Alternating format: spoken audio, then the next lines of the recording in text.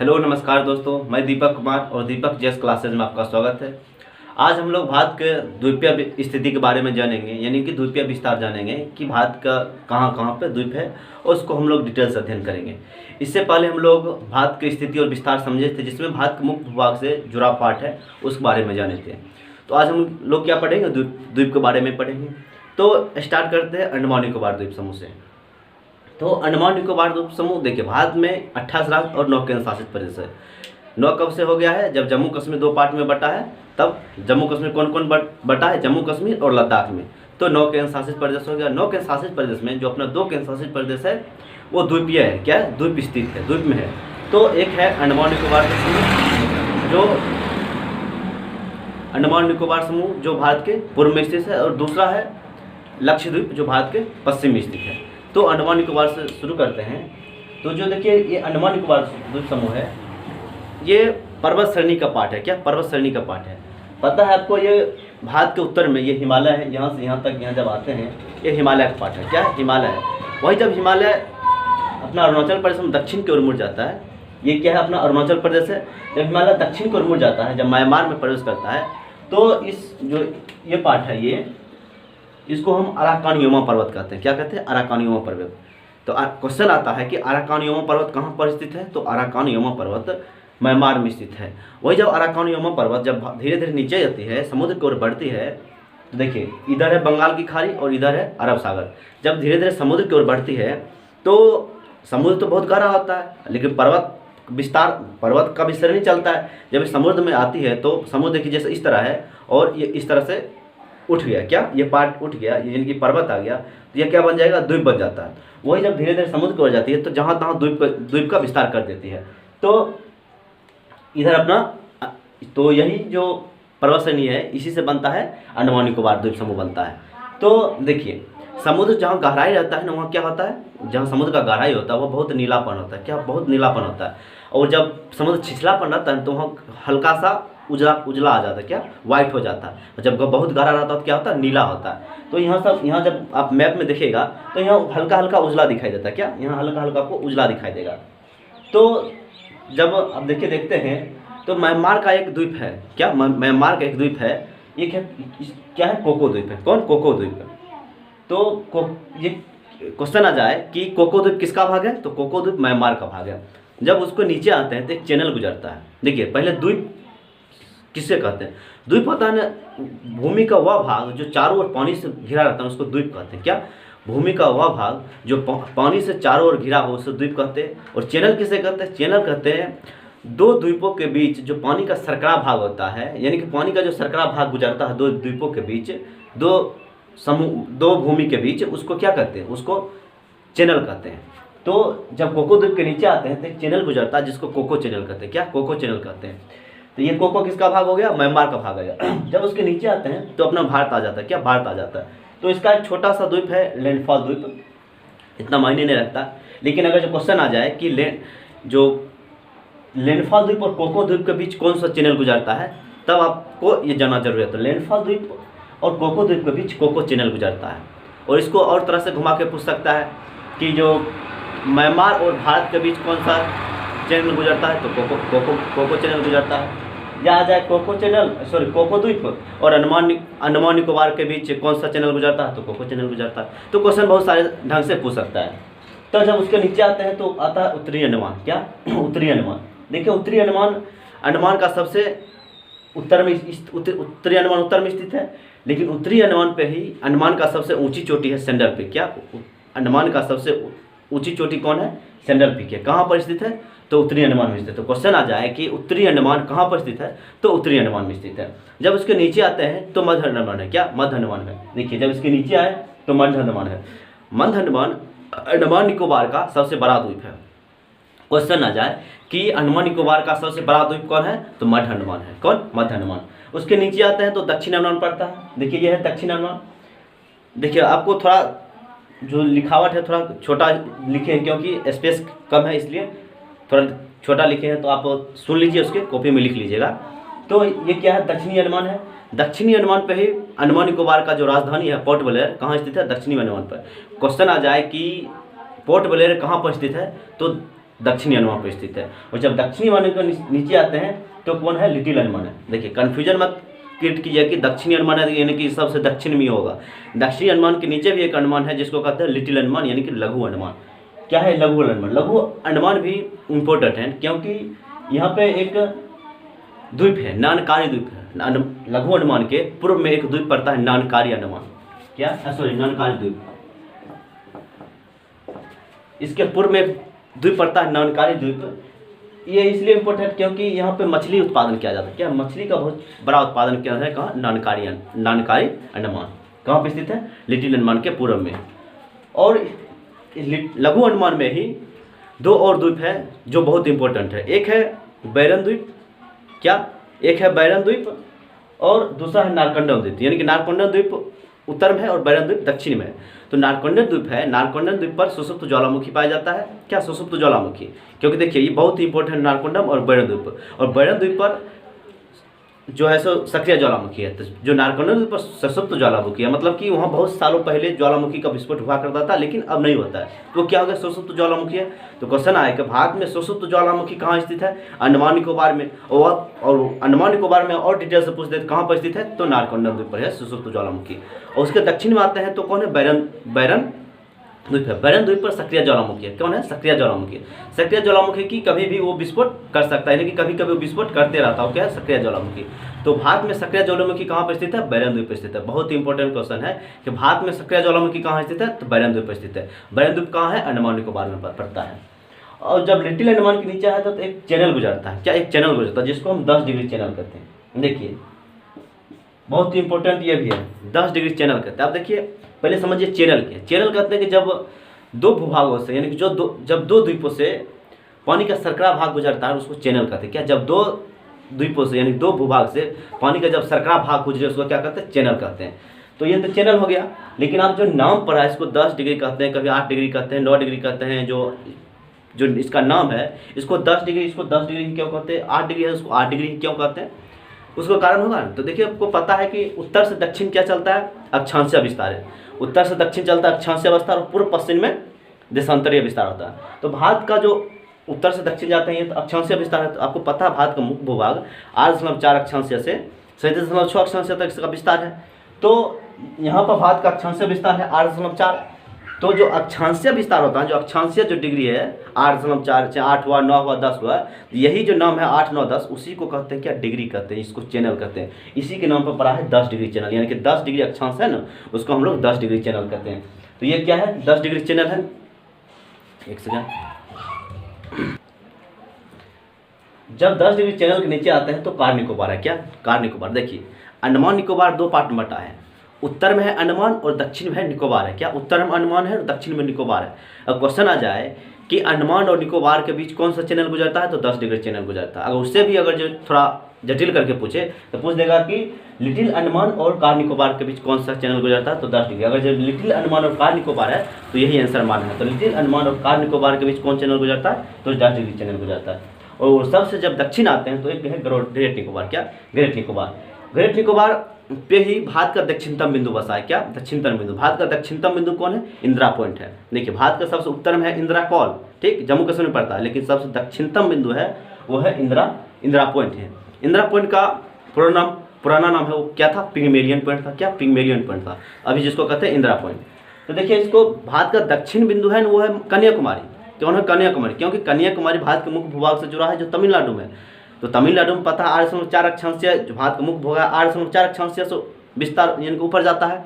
लेकिन जो ये ग्रेट निकोबार है ये देखिए ग्रेट निकोबार कन्या यानी कि मुख्य भूभाग है, मुख्य भूभाग से भी नीचे है।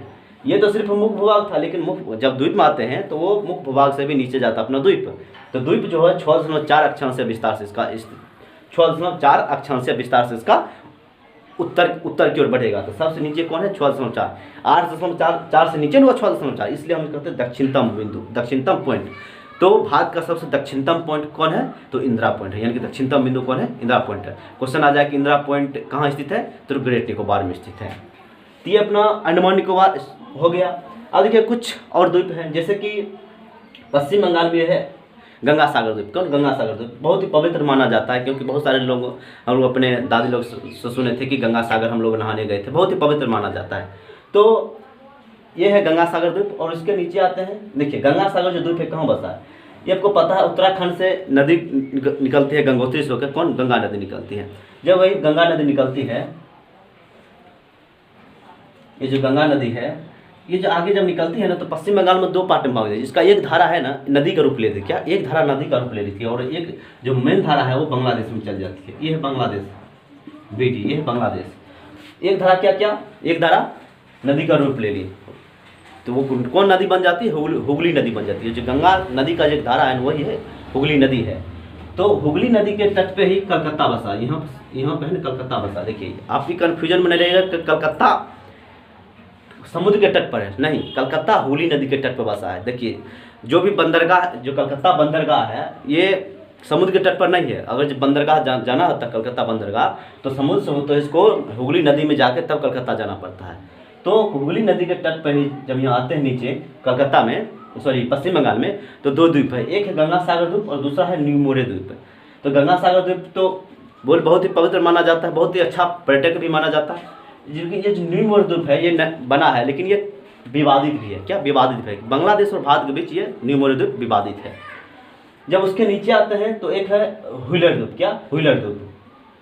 व्हीलर द्वीप कहाँ पड़ता है, उड़ीसा में पड़ता है। देखिए पश्चिम बंगाल है, ये उड़ीसा है, ये क्या है, उड़ीसा है। इससे के पहले वीडियो पूरा नाम भी दर्शा दिए थे, लेकिन अभी नाम देंगे थोड़ा घटपटा लग जाएगा, इसलिए नाम मिटा दिए हैं। तो ये क्या है, व्हीलर द्वीप। व्हीलर द्वीप है ना जो ब्राह्मणी नदी के तट पर, क्या, उड़ीसा में बहती है ब्राह्मणी नदी, तो ब्राह्मणी नदी के तट पर क्या है, व्हीलर द्वीप है।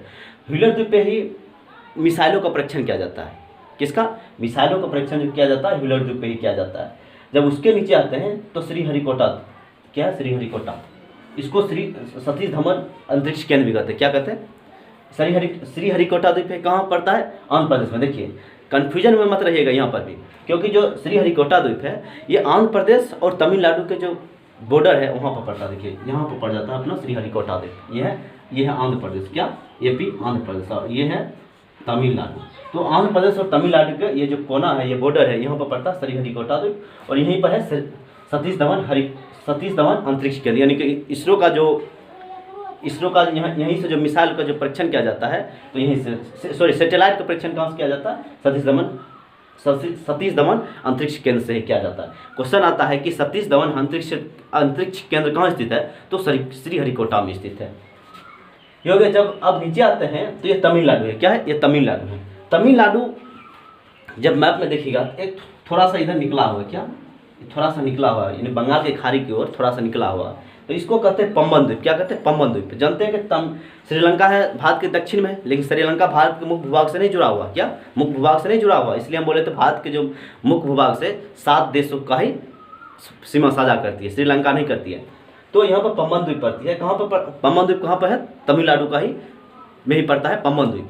तो पंबन द्वीप जिसको हम रामेश्वरम द्वीप भी कहते हैं, जो जानते हैं APJ अब्दुल कहाँ के थे, रामेश्वरम के ही APJ अब्दुल कलाम थे। तो ये है पंबन द्वीप।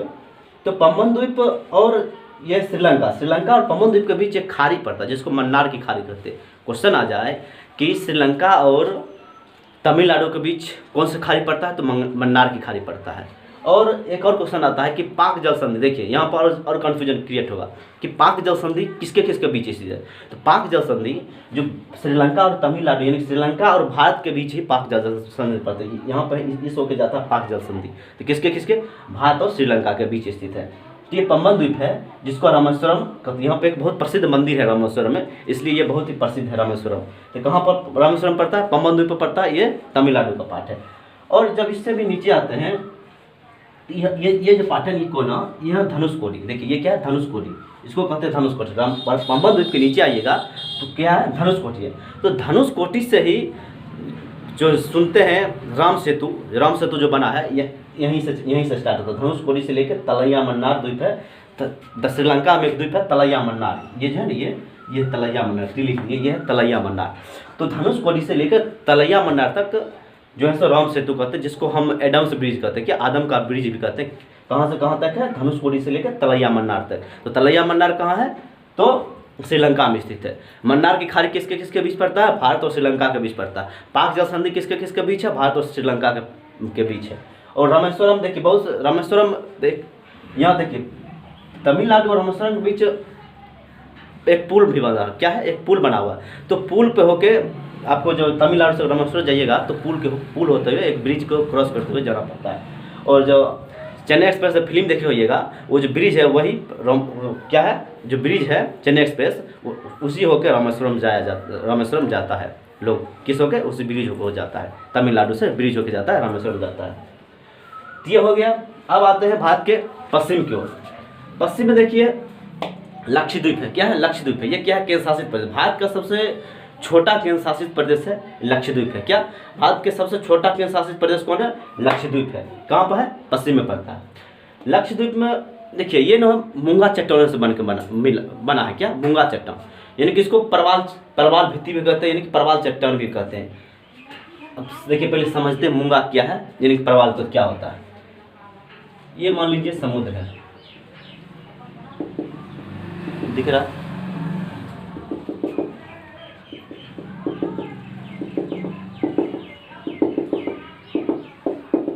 ये क्या समुद्र है। इस समुद्र है ना, देखिए इस तरह से देखिए, समुद्र में भी ऊपर ऊपर खाबर रहता है, जो थोड़ा समुद्र के ऊपर पार्ट होता है। तो यहाँ पर मूंगा जीव होता है। क्या, एक मूंगा जीव है।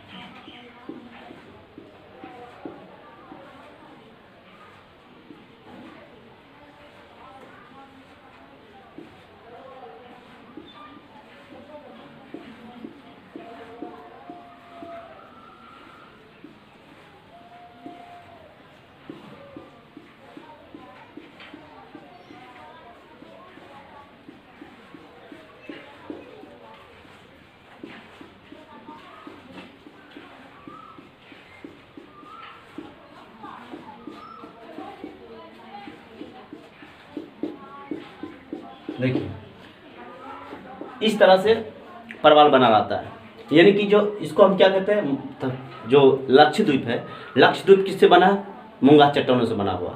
किससे, मूंगा चट्टानों से बना हुआ। देखिए मूंगा चट्टान है ना, ये समुद्र के जो गर्म वाला हिस्सा होता है ना, उस पार्ट में बसा जाता है। कहाँ, गर्म, जो समुद्र का जहाँ गर्मी होता है ना, जहाँ समुद्र का गर्म वाला हिस्सा होता है, ठंडे समुद्र में नहीं पाया जाता, यानी कि गर्म समुद्र में मूंगा चट्टान पनपती है।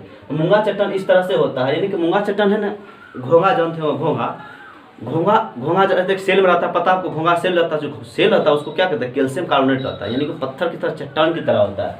ये जो मूंगा चट्टान है इस तरह से खोल बना के रहता है। क्या, खोल बना के धीरे धीरे, जैसे मान लीजिए ये खोल है, यहाँ पे मूंगा चट्टान है, जब ये मर जाता है तो इसी के ऊपर एक और मूंगा चट्टान आ जाता है। यानी कि इस तरह से धीरे धीरे लाखों मूंगा चट्टाने मर के उस पर जो मरते जाता है उसी पर क्या बोले, कैल्शियम कार्बोनेट रहता है। जब कैल्शियम कार्बोनेट यानी कि एक तरह चट्टान की तरह रहता है चट्टान की तरह, कैल्शियम कार्बोनेट यानी चट्टान की तरह रहता है। तो उसी पर एक मरा, उस पर दूसरा आ गया, एक मरा दूसरा आ गया, इस तरह से धीरे धीरे जानते पृथ्वी की उत्पत्ति बहुत लाखों वर्ष पहले हुई थी। तो मूंगा चट्टान में जब पृथ्वी की उत्पत्ति, उसी से आसपास से ये भी अपना विस्तार करना शुरू कर देता है। तो छोटा छोटा जीव रहता है, तो मरेगा लाखों वर्ष, उसको भी जो चट्टान बनने में बहुत सारे समय लगेगा, इसको भी बनने में बहुत सारे समय लगता है, तब जाके ये चट्टान का रूप लेती है, यानी कि एक द्वीप का रूप ले लेती है। क्या, एक द्वीप का रूप ले लेती है। तो ये क्या होता है, मूंगा चट्टान से बनते हैं। इसको हम परवाल भित्ति भी कहते हैं, सॉरी किसको कहते हैं, परवाल भित्ति। क्योंकि जब ये भित्ति का, अब जैसे कि ऐसे मरते जाता है, मान लीजिए इस तरह मरते जाएगा, इस तरह मरते जाएगा, तो इस तरह से एक भित्ति का रूप ले लेती है, इसलिए हम इसको परवाल भित्ति भी कहते हैं। तो ये जो मूंगा चट्टान है ना, तो इस मूंगा चट्टान से मिल गया, इस पर जुजैंथिल नामक शैवाल पाया जाता है। क्या, जुजैंथिल नामक शैवाल पाया जाता है, इसलिए इसका जो कलर रहता है रंग बिरंगा कलर का बनता है, यानी कि लाल हो गया, हरा हो गया, चटक रंग का, विभिन्न रंगों का रूप ले लेती है। क्या, यही परवाल भित्ति, ये परवाल चट्टान है। तो कौन, जुजैंथिल नामक शैवाल रहता है। अब देखिए ये न मछली के लिए बहुत ही उपयोगी रहता है, क्योंकि मछली को 3 तरह के भोजन, निवास और संरक्षण 3 तरह की प्रदान करता है। अब कैसे भोजन कैसे प्रदान करता है, तो भोजन जो मूंगा जो चट्टाने रहते हैं, जब भी वो बाहर निकलती है ना, तो मछली उसको खा जाती है, तो उसका भोजन कम हो गया। और निवास का काम कैसे करती है, तो मछली अपने जो अंडे देती है ना, इस तरह से देखिए गैप भी रहता है। क्या, एक सेकेंड,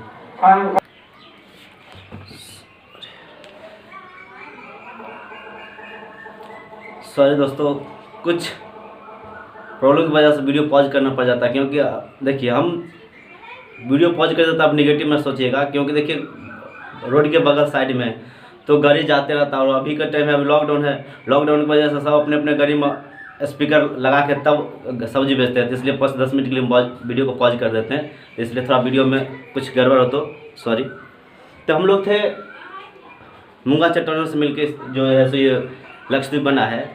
तो देखिए बोले थे 3 मछली के लिए 3 चीज़ें इसमें इसको उपयोग होता है। निवास, खाना मिल जाता है, सॉरी भोजन। निवास होता है कि जो दरारें जो बन जाती है ना, जो परवाल भित्ति जो परवाल बनता है, जो दरारें बन जाती है इसमें, इस दरारे में जो मछली छोटे जो मछलियाँ आती है, विभिन्न प्रकार की मछलियाँ आती है, वो जब भी बड़ा मछली इस पर हमला करने आती है तो दरारे में छिप जाती है और बड़ा मछली दरारे में जा नहीं पाएगी, इसलिए इसको रहने का भी जगह मिल जाता है। तो और देखिए ये भी बहुत मनमोहक होता है। और देखिए जो मूंगा चट्टानें जहाँ भी पाई जाती है, यानी कि मूंगा जो जीव होती है वो खास करके उष्ण कटिबंधीय क्षेत्रों में पाई जाती है। क्या बोले थे, गर्मी वाले जो इलाका है तो वहाँ पाए जाते हैं। अब उष्ण कटिबंधीय क्षेत्र कैसे होते हैं, जैसे ये है ग्लोब है, ठीक, तो ये 0 डिग्री अक्षांश है, तो ये और ये पार्ट है ना, ये क्या है, ये उष्ण कटिबंधीय क्षेत्र है। क्या है, उष्ण कटिबंधीय क्षेत्र। तो अपना भारत यहाँ पे स्थित है, यहाँ पर भारत का जो है सो दक्षिण पार्ट, यह जो दक्षिण बिंदु है ये यहाँ पे स्थित है, यानी कि जो दक्षिण भारत है इसमें किसमें है, उष्ण कटिबंधीय क्षेत्र में है। और ये 0 डिग्री अक्षांश के सॉरी उत्तर हो गया, और 0 डिग्री अक्षांश के जब दक्षिण आते हैं तो यहाँ पर पड़ता है ऑस्ट्रेलिया। क्या, ऑस्ट्रेलिया पड़ता है। तो सबसे बड़ा जो मूंगा चट्टाने है ना, सबसे बड़ा जो मूंगा चट्टाने जो विस्तृत है वो ऑस्ट्रेलिया में, जिसको हम ग्रेट बैरियर रीफ कहते हैं। क्वेश्चन आता है कि ग्रेट बैरियर रीफ कहाँ पर स्थित है, तो ग्रेट बैरियर रीफ कहाँ स्थित है, ऑस्ट्रेलिया में स्थित है।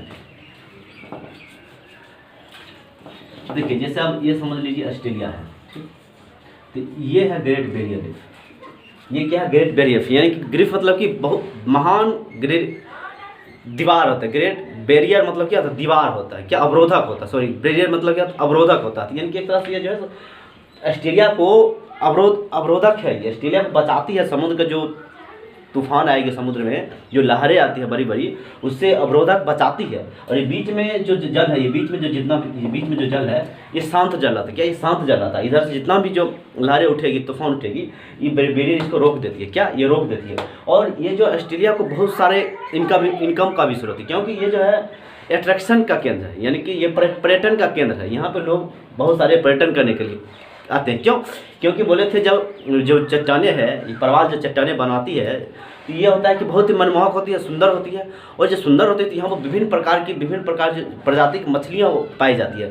तो मछलियाँ पाई जाती है और इसका जो देखने में जो कलरफुल होता है और देखने में अच्छा लगता है। यहाँ पर पर्यटक लोग खास कर किसी को गोताखोर जो होता है ना, गोताखोर इसी को देखने के लिए आते हैं। यानी कि जानते हैं गोताखोर ऑक्सीजन और जो हीलियम का गैस का मिश्रण है, तो उसको लगा के इसमें घुसता है और यहाँ पर आके तैरते रहता है। और जो मछली का जो झुंड रहती है, हज़ारों लाखों की जो मछली का झुंड, आप डिस्कवरी चैनल देखेगा तो उसमें हज़ारों लाखों मछलियों का झुंड रहती है, जो जब भी चलती है झुंड में ही चलती है और एकाएक घूम जाती है।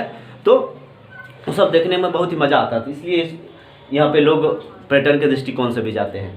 तो ये था अपना मूंगा चट्टाने। और कहाँ पर है, परवाल द्वीप, यानी कि कहाँ पर है, ये अपना लक्षद्वीप में है, ठीक। तो लक्षद्वीप में इधर है पेरेमूल द्वीप, ये पेरेमूल द्वीप है। पेरेमूल द्वीप इधर पड़ जाता है आमीन द्वीप। क्या, आमीन द्वीप, इसमें 3-4 द्वीप ही महत्वपूर्ण है। उसके बाद आंध्र द्वीप है। तो लक्षद्वीप में सबसे बड़ा जो द्वीप है वो आंध्र द्वीप है। क्या, आंध्र द्वीप है। लक्षद्वीप का सबसे बड़ा द्वीप कौन है, आंध्र द्वीप है। लक्षद्वीप की राजधानी कहाँ, करावती है। तो आंध्र द्वीप के दक्षिण में आते हैं तो करावती पड़ जाती है। तो लक्षद्वीप द्वीप की राजधानी कहाँ है, करावती है। और आंध्रुत और मिनिकॉय के बीच, यानी कि मिनिकॉय भी भारत का ही पार्ट है। क्या, मिनिकॉय भी भारत का पार्ट है, इसलिए लक्षद्वीप और मिनिकॉय के बीच 9 डिग्री चैनल गुजरती है। क्वेश्चन आता है कि 9 डिग्री चैनल किस किस होकर गुजरती है, तो मिनिकॉय और लक्षद्वीप के बीच। क्या, मिनिकॉय और लक्षद्वीप के बीच होकर 9 डिग्री चैनल गुजरती है। और सॉरी, जब मिनिकॉय के नीचे आते हैं तो 8 डिग्री चैनल है। तो 8 डिग्री चैनल मिनिकॉय और मालदीव, मालदीव क्या एक देश है, मालदीव और मिनिकॉय के बीच 8 डिग्री चैनल गुजरती है। क्वेश्चन आता है कि 8 डिग्री चैनल किसके होकर गुजरती है, तो मिनिकॉय और नीचे में क्या है, मालदीव। तो मिनिकॉय और मालदीव के होकर कौन गुजरती है, तो 8 डिग्री चैनल गुजरती है। अब थोड़ा ऊपर जाते हैं, ये क्या है, महाराष्ट्र है। ये महाराष्ट्र है। महाराष्ट्र में ये महाराष्ट्र है। तो देखिए महाराष्ट्र में जो ये पार्ट जब मैप देखिएगा अंदर धंसा हुआ, क्या धंसा हुआ, ये लोड निकला, इसका कोना निकला हुआ। यहाँ पर मुंबई बसा हुआ, यहाँ पर मुंबई बसा। मुंबई, तो क्वेश्चन आता है मुंबई किस द्वीप पर बसा, तो मुंबई सालसेट द्वीप पर बसा, ये जो है ना सालसेट द्वीप है और यहीं पे मुंबई बसा हुआ है। मुंबई द्वीप में एक तरह से बसा हुआ, क्योंकि अधिकांशतः पार्ट मुंबई के पानी से घिरा हुआ है। क्या पानी, क्योंकि देखिए इस तरह से जो नोक जो निकला है, नुकीला पार्ट, यहीं पर मुंबई, यहीं पर सालसेट द्वीप है। तो मुंबई किस द्वीप पर स्थित है? सालसेट द्वीप पर स्थित है। कहाँ है? महाराष्ट्र में। और उसी के थोड़ा नीचे ऊपर जाते हैं तो क्या है? एलिफेंटा है, एलिफेंटा द्वीप। क्या है? एलिफेंटा कहाँ पर है? तो मुंबई में है। और जब उसके ऊपर जाते हैं तो गुजरात में देखिए एक यहाँ खंभात की खाड़ी है, आपको पता है यहाँ क्या है? खंभात की खाड़ी है। खंभात की खाड़ी में ड्यूस द्वीप है। कौन? ड्यूस द्वीप। और क्वेश्चन आ जाए कि ड्यूस द्वीप कहाँ पे स्थित है? तो खंभात की खाड़ी में आते हैं। और नीचे आते हैं तो नर्मदा तट के मुहाने पर, ये क्या है? यहाँ से नर्मदा तट निकलती है, तो नर्मदा तट के मुहाने पर एक आलिया बेट और खादिया बेट, दो द्वीप स्थित है। कौन है? एक आलिया बेट द्वीप है और दूसरा खादिया बेट द्वीप है। तो कहाँ स्थित है ये दोनों द्वीप? तो गुजरात में स्थित है। तो बात को जो जितना भी द्वीप है अपना देख लिया, अंडमान निकोबार देख लिया, लक्षद्वीप देख लिए, तो इतना ही तक द्वीप है बस। ये आज अब हम लोग जैसे बोले थे कि इसका जो सीमा का जो विस्तार है, समुद्री का जो सीमा कितना, इसका हर देश का अपना अपना समुद्री विस्तार कितना किलोमीटर राष्ट्रीय होता है, कितना किलोमीटर अंतर्राष्ट्रीय होता है, विभिन्न प्रकार का होता है, उस बारे में बोले थे। लेकिन आज इतना ही तक रहने देते, अगले वीडियो में पढ़ेंगे। अगर आपको वीडियो अच्छा लगे तो लाइक करें, सब्सक्राइब करें और अपने दोस्तों को शेयर करें। देखिए सब्सक्राइब करने से क्या होता है कि हम लोग को मोटिवेशन मिलता है और बनाने में वीडियो रुचि बढ़ता है। क्योंकि देखिए हम लोग का मेन क्या है? सब्सक्राइबर है। सब्सक्राइबर आता है, लोग अच्छा, आप लोग देखिए वीडियो अच्छा लगेगा कमेंट कीजिएगा तो और मज़ा आता है बनाने में। और कुछ प्रॉब्लम हो जाती है तो कमेंट में बता दीजिएगा, उसको सॉल्व कर देंगे। जय हिंद दोस्तों।